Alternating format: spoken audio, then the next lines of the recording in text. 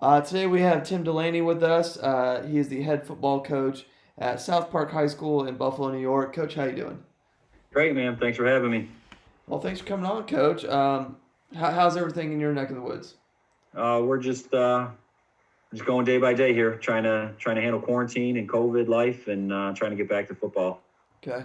And you, yeah, I mean, you've been at South Park for a while now. We talked a little about that off camera before we started.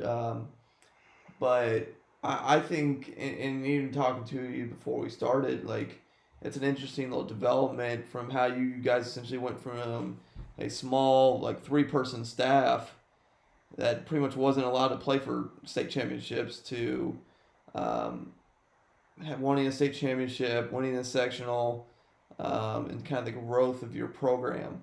So you want to talk about that a little bit, kind of what that process looked like, and how you don't have to go like all the way into it, but how you got from there to where you are today. Sure. I'll give the super quick background. Just Buffalo, New York had been in their own league. The city of Buffalo schools had been in their own league for over 100 years, and played its championship game on Thanksgiving Day, which was a big to do, and it was especially a big to do 40, 50 years ago. A lot of the old timers did not want to see the league disband and us play out in the section and for state championships.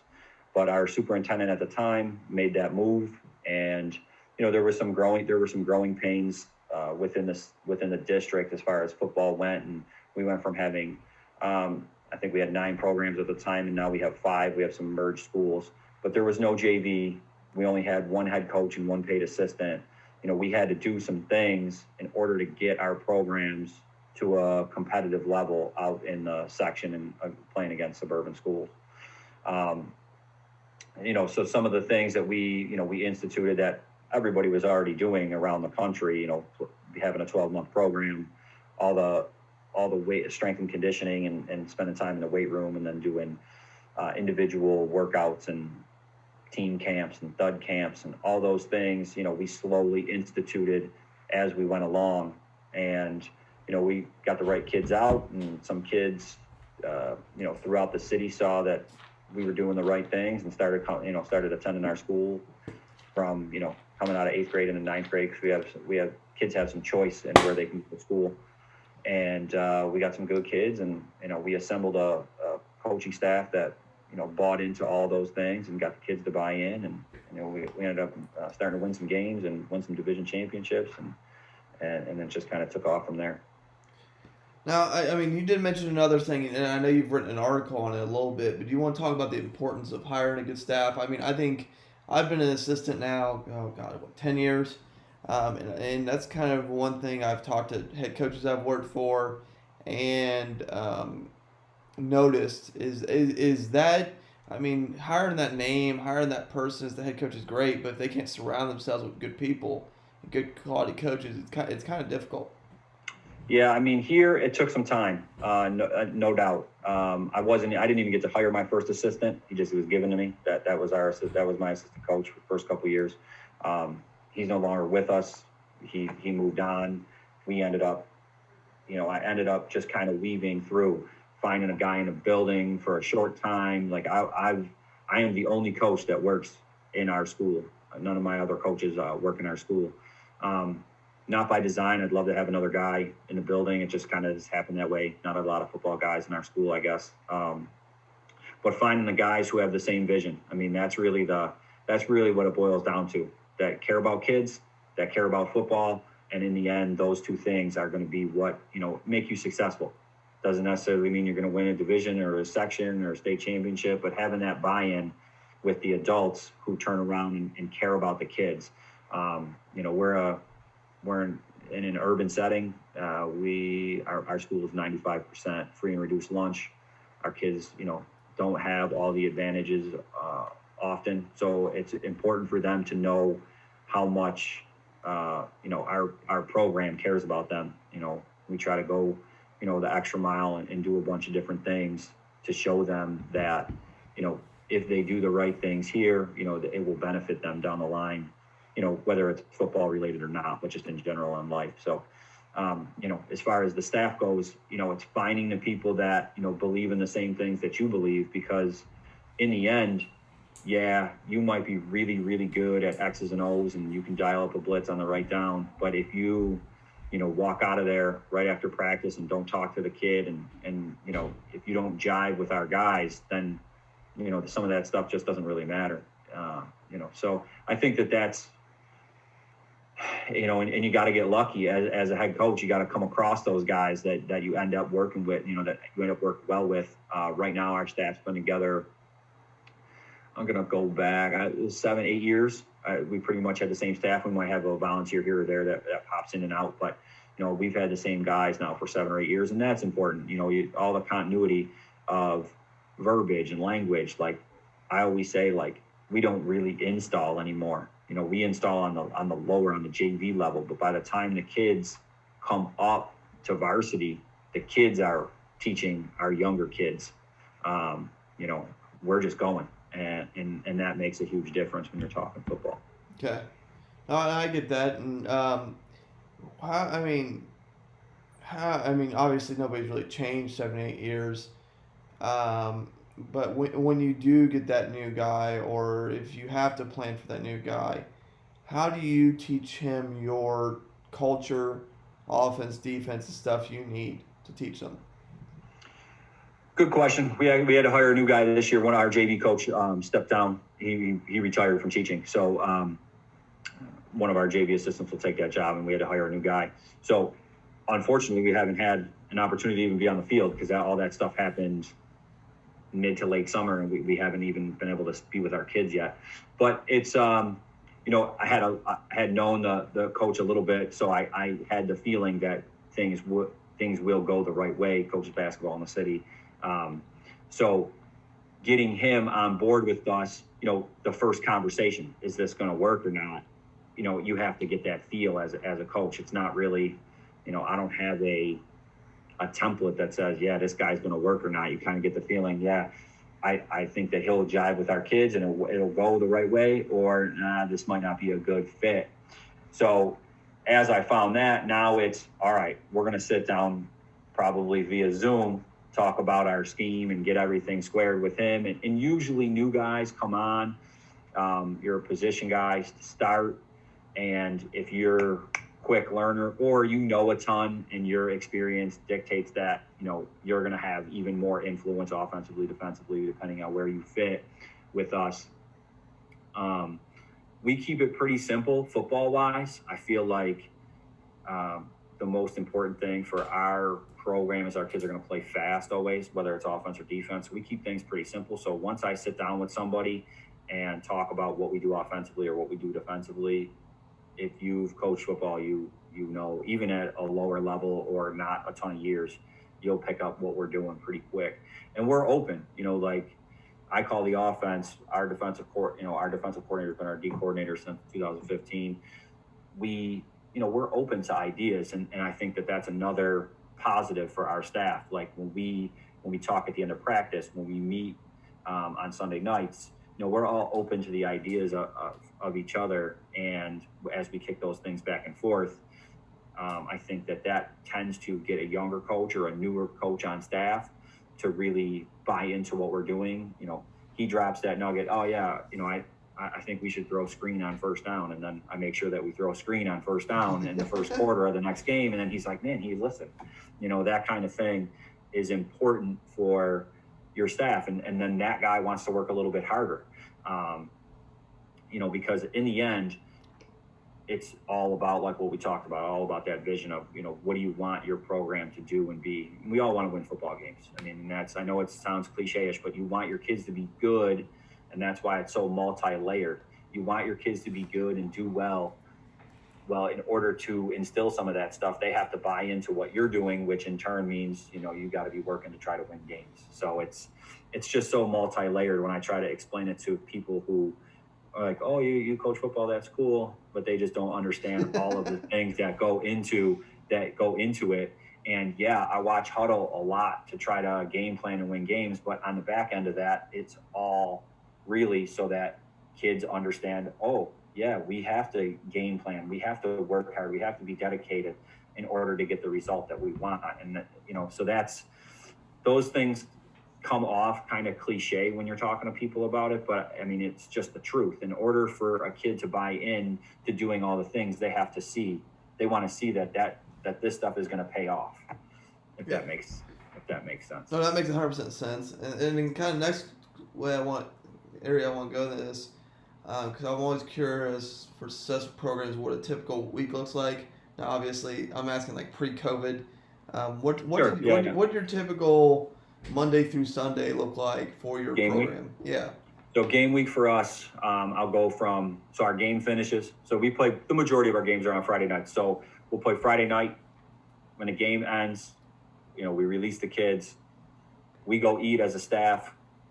Our defensive coordinator handles all the film. So he is actually uploading the film as we're eating or right before, which however it all works out.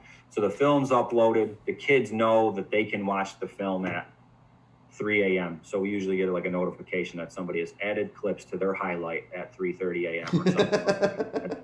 That's what they think film is at that point. So then we as a staff on Saturday is, if JV plays Saturday morning, we all attend the JV game. If there is a Saturday afternoon scout, we scout. Some of that all just depends on scheduling. The rest of the Saturday for me and for the staff, you have to come to Sunday night's meeting with all of your film handled. And by that, so for me personally, I stop watching the week that we're playing's opponent on Wednesday. Okay. I don't watch again. So I start watching the next week's opponent. So I have some stuff formulated in my head, a couple of notes before the weekend. So then I'm going to update myself with the newest game of that team, so on and so forth. So I spend Saturday night, Sunday, getting ready for my Sunday night meeting. Then we meet Sunday night as a staff. We talk game plan. We talk anything new or which way we might be doing something a little bit different. And then on Monday, we come in. Monday, the kids lift pre-practice quick. We do like quick 20-minute lifts 2 days a week with our kids. So that's Monday, Wednesday. And then we do film. We may film pre-practice or we may film after practice. And then we're in helmets and shoulder pads all 4 days, but we do a lighter Monday. Okay. And then the way, if you want me to talk about just like that week actually looks like for practice. So Monday is, we do specials every day, every single day. The start of practice is stretch and then specials. And we stretch with our JV together. We do our specials together. So when we punt, varsity punt, the JV punt return is on. So that way everybody's getting the use of swapping. We're not hitting each other. So everybody knows what the change is. So that's usually, we do that every single day.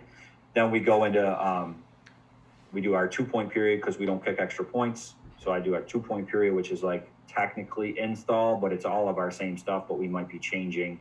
We might be running it out of a different formation. We might have a motion. We might be trying to do something this little bit different. Then we'll do anything like that offensively as well. And then we finish with a D walkthrough. Tuesday is a heavy offensive day. We do O and D both days. We are not a 2-platoon team. So Tuesday, we go specials again, individual, group, which will be 7 on and inside run. And then we go team O, and we finish with team D. So we only do a team D period where we do like the Dirty Dozen. We do their best 12 plays. We might run it twice. So we'll run like 24 reps of their stuff. And then Wednesday is basically a flip. We do the heavy defensive day. When we do team O, we go full go. Not full go like hitting, but full, we run drives because we're all off the band. I'm calling it all in from the sideline. So Tuesday is more of a work day offensively. Wednesday, I want to see our pace and can we understand everything from the sideline to the game field. Thursday, I call it a run through. We don't do walkthroughs and we handle everything. And then Friday's game day. Okay. So we don't technically, like as a staff, we won't really meet unless we really feel like we have to during the week because, everybody's got, we're in a group text, obviously. We can fire text back and forth. hey, watch clip 59 from this game, whatever, stuff like that. Yeah. So we won't meet. We obviously talk after every practice in the office before as the kids get out of the locker room. But if we feel like we had to meet, we could pop up to the classroom that we watch film in and watch something if we needed to. Okay. I mean, obviously technology's been a great resource for us as coaches. It's gone from having to be there till 10 o'clock every night and all day Saturday and all day Sunday. How much do you use other technology? I mean, obviously you said group texting, and obviously there's Huddle, but what is there anything else technology wise you guys use to help? No, we're pretty. I guess we're pretty not super tech. I don't want to say tech savvy. Like we're okay. We can handle all of those things. We'll film some practice. We don't film all practice. We practice behind our school on a 50 yards of grass. Like we don't have some fantastic setup. If we were in our own stadium, if we had our own stadium there, I'd film every practice. I don't know exactly how much of it we would go through if I would go through every single snap, but I'd film every practice and then you'd have it. We will film like our inside run period because we're working on a counter that, we really, we feel like counter was a little sloppy. We want to tighten that up kind of thing. So we'll film practice a little bit. We don't use Huddle sideline. We just don't have enough staff for stuff like that. We've used Google Sheets for some of our depth chart stuff. And then all of our coaches are on that so we can see our changes. And then our band is on Excel. I don't know if, so like every kid wears a wristband. Every offensive kid wears a wristband. There's two different bands. You're either a lineman or you're a skill kid. And so the band for me, I mean, it's really all on me because I have to have the band ready. Like when I walk out of the meeting on Sunday night, any changes that I need to make, I need to do that immediately. I need to email that band to my assistant coach. He's going to print them all. So that on Monday, every kid has their band and that band doesn't change. So I guess, if that counts as a technology piece, but like that's all on me. And then the kids have their bands and then we go. Okay. I can touch on that too if just talk about more about the band because I'm kind of interested on that, on how that process of putting that together and what that looks like. Okay, so Division III school in New York State, Brockport. They're one of the top Division III schools in the country every year. They've been top 15. We had a kid go there, so had a good conversation with one of the coaches. They actually do the same thing. I got it from him. They do it where every kid, every position has its own band. So instead of it saying, the play name, it actually tells the kid exactly what they have to do. So it kind of takes it out of there. We attempted that. I didn't like it. Our kids know all of our stuff. Our stuff maybe is a little simpler. Our kids know all of our stuff. So there were certain things that they needed to know. They didn't need to know block most dangerous. They needed to know that it was bubble because it changes who he, where the ball is coming from kind of thing. That's more technical than it needs to be. So we went to simple, you're either a skill kid or you're a line kid. And so I type it in and it's a ton of work on the front end, but once the stuff is in, the only thing I'm doing is maybe adding something new. So if we're running, all of our stuff is numbered. If we're running, 84 this week and we hadn't put that on the band before, then I need to put that in the slot and then add it to the band. And so the way our band works is there's 100 plays, it fits in the wrist coach. So when you flip it open, there's actually 3 panels. Okay. So we have a base band. I just call it the base band. That never changes. That's in there from day one till we finish playing. And then I have the weekly band that changes. So actually the kid has 200 plays on their wrist. We don't actually have 200 plays. But if I keep yelling red 1, somebody's going to figure out that red 1 means, ISO, whatever it is. So we might have, ISO, we run ISO a lot. We might have ISO on the band 25 times in a different way. So it has worked really well. We started doing it in 2017. So we've done it for 3 seasons, some trial and error in the beginning. But it's gone really well. So we don't huddle. I'm not we're not going super fast by any means, but we can.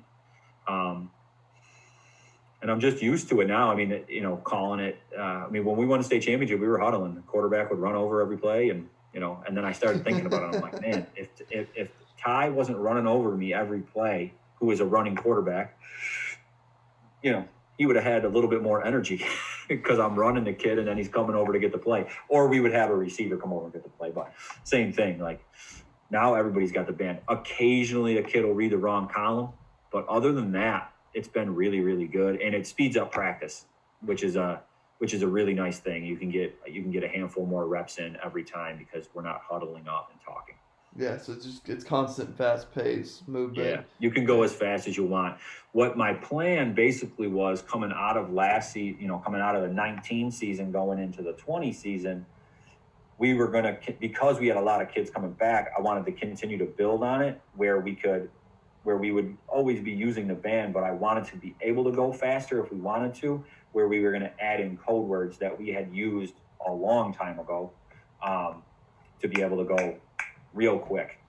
Not that we would go that fast all the time, but it's nice to be able to, you hit a chunk play, get up and snap the ball, and that's something that we were exploring, and then obviously we didn't play. So, but that's where we're, that's where we're at offensively. This past, we're in the gun 99% of the time, unless we're on a quarterback sneak, we're in the gun. So we have been, we started out as a 4 wide team, 10 personnel, just haven't really had tight end type kids.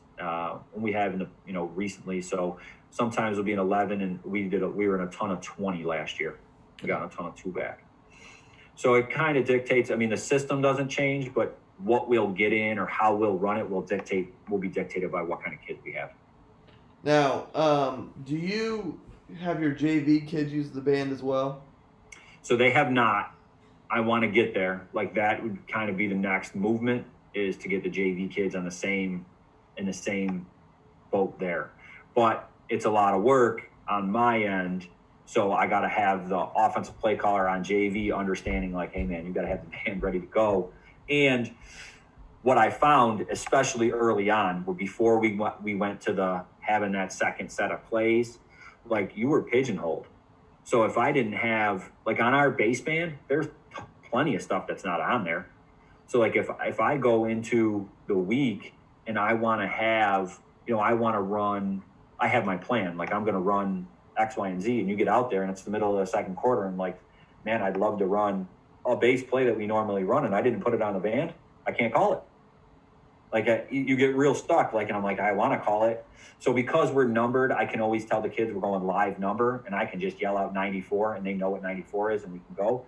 But that's why I added the second band. So our bass band is like everything we could run, everything. We can run, every play is on there. And then the weekly band is obviously a mix of our game plan stuff and stuff that we run more than once. That's interesting. Yeah, it's a great tool. I mean, I looked into the hand signal stuff. Yeah. And I honestly just, obviously I'm sure I could learn it. I just couldn't wrap my head around it. Okay. And I felt like I'd rather have it more on me, because the kid can look down at the band and read it. If the kid doesn't learn the hand signals, which I'm sure they would, but if something's missing on that end, we're just screwed. Whereas on the band, you can read it, so it's gone really well. I'm pleased with that move that we made. You mentioned you guys were an even front. Is that just preference? Is that personnel oriented? What kind of made that decision?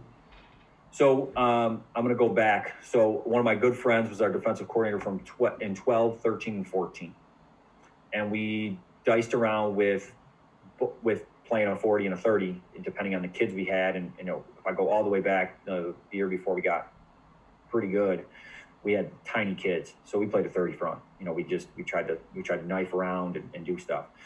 The next year we had some really good linebackers, and we wanted to cover them up, so we would get the 40, and then we would go nickel, and our nickel was like a 3-5. We would swap out a D lineman, and we would just kind of change alignment a little bit.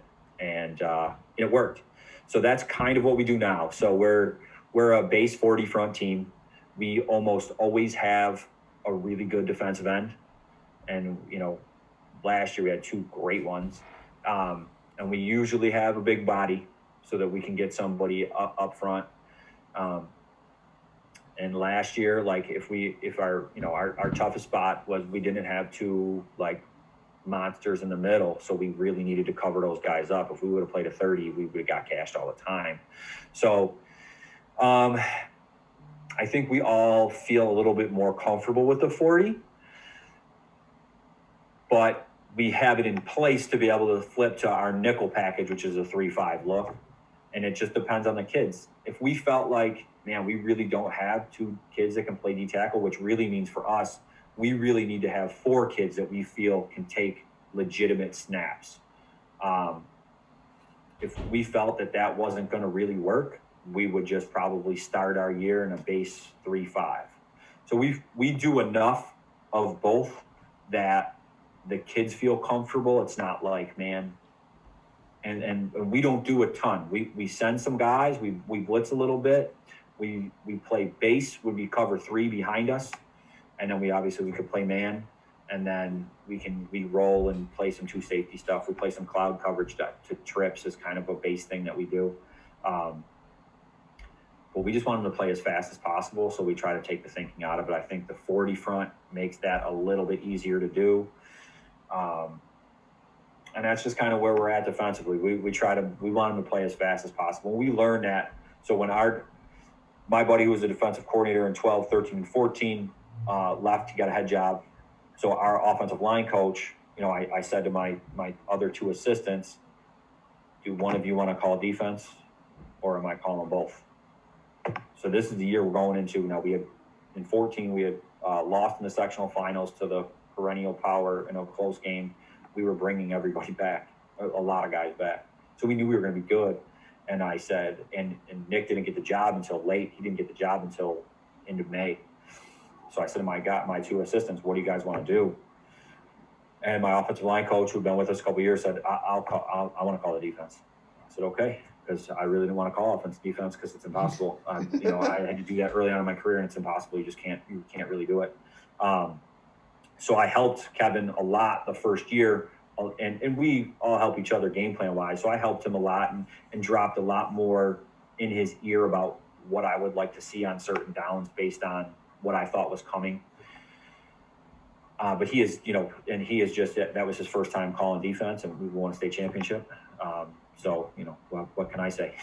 And then we went, as we've gone, I say less to him during the game. Now, there are times when, I'm going to override some stuff, but overall, he's done a great job, and he's aggressive. He gets after the kids. He wants the kids to be aggressive and play fast and all that stuff. So, like I said, we do, I feel like we do enough of both that we're able to kind of go in and out if we need to. And that's important for us because, I don't necessarily know 100% what kind of kids we're going to get. We might go into a year where, one year we have some bigger kids and one year we just don't. And we need to be in that kind of look. So I don't know if that really answers what you want to hear about.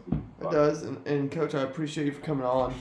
I'm going to start wrapping this up. So, like I said, I appreciate it. I appreciate you coming on. Coaches, his contact information in the bio. Give him a follow on Twitter. And all that lovely stuff, and reach out to Coach if you want to. Remember to like and subscribe. Helps people find this stuff on the channel and keeps this stuff growing, so we can keep doing this. I really appreciate coming on. I will say, and completely, I don't free of charges. I have a really, really good, like a lot of people have reached out because I've spoken on 2-point conversion stuff multiple times, a couple different clinics, and I did one of the virtual clinics early on. I currently don't have Huddle because they have not paid for Huddle. But when I do have Huddle up and running, if anybody's looking for 2-point conversion stuff, because we only go for 2, we don't kick. We never have a kicker. So we've been really good at 2-point, especially as we've, gone over the years. So if anybody's looking for just 2-point stuff, I'm happy to talk about it. It's one of my babies. So again, there you go, coaches. So give it some time, and hopefully they'll be playing some sort of football or trying something this spring. And if Yeah, I'll not, be able to kick you some film. yeah, and then coach can do some film. But like I said, give them a follow, reach out to them if you have any questions for them. And then, like I said, like and subscribe so people can find this video and find the other content on here. It'd be appreciated. Thanks again, Coach. Thank you.